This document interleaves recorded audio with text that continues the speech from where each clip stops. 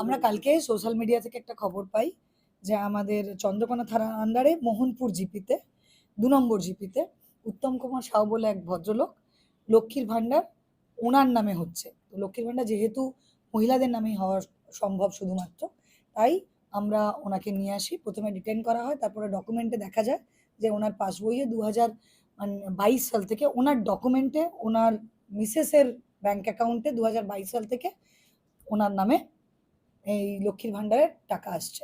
তো সেই জন্য আমরা ফরজারি, ইম্পারসোনেশন এবং চিটিং এই সেকশনে ওনাকে অ্যারেস্ট করি এবং আজকে পাঠানো হচ্ছে। আমরা রিমান্ডও চাইবো যাতে ফার্দার আর কারা এর সঙ্গে জড়িয়ে আছে ওনার ডকুমেন্টটা এই প্রসিডিওরে ঢোকার সঙ্গে সঙ্গে সেটাতে কে হেল্প করেছে বা আর কারো এরকম আছে কিনা সেটা জানার জন্য সমস্তটা ডিটেলস ইনভেস্টিগেশন করার জন্য আমরা ওনাকে রিমান্ডে নেব এবং ফার্দার ইনভেস্টিগেশন চলবে।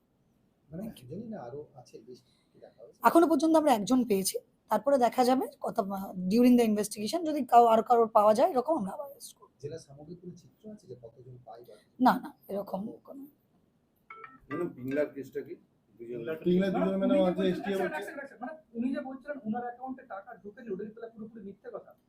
না না ওনার ডকুমেন্টস ইউজ হয়েছে, ওনার মিসেসের অ্যাকাউন্টে ঢুকেছে মিসেসের কিন্তু ডকুমেন্টসটা ওনার। মিসেস এটাতে পেতেন না, অন্য অ্যাকাউন্টে অন্য এতে যোজনায় টাকা পেতেন, অন্য যোজনায় টাকা পেতেন। কি সব মনে নেই আমার, সি নাম কি ওর? হ্যাঁ মুনমুন, রাইট, মুনমুন সাউ। মানে উনি কি লক্ষ্মী ভান্ডার পান আলাদা? আমরা এখনো ডকুমেন্টস পাইনি কিন্তু অন্য অনেক স্কিম পেয়েছেন সেটা পেয়েছি। এবার ফার্দার ইনভেস্টিগেশন করে বুঝতে পারা যাবে। পিংলা নিয়ে পিংলা তো কলকাতার থেকে এসটিএফ, যেটা আমাদের ওয়েস্ট বেঙ্গল এসটিএফ, ওনারা একটা খবর পান, সেই খবরের থ্রু দিয়ে ওনারা যখন ইনভেস্টিগেশন করছিলেন একজনের নাম পান যার বাড়ি পিংলায়। তো তখন ওখান থেকে পিংলা থেকে দুজনকে অ্যারেস্ট করা হয়, যাদের কাছে প্রচুর সিম পাওয়া গেছে এবং কিছু কমিউনিকেশন পাওয়া গেছে, যেটা আবার ফার্দার ইনভেস্টিগেশন হচ্ছে যে এর পিছনে কি আছে। কিভাবে অপারেশনটা করতে?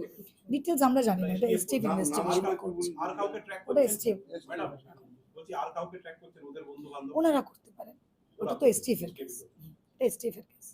আমাদের কাছে যা হেল্প লাগবে আমরা করে দেবো। ম্যাডাম ওই ঘটনার সময় কি ঝাড়গ্রামে যে ঝালমুড়িওয়ালা তার সঙ্গে কোনো কোন link আছে? ঘটনা?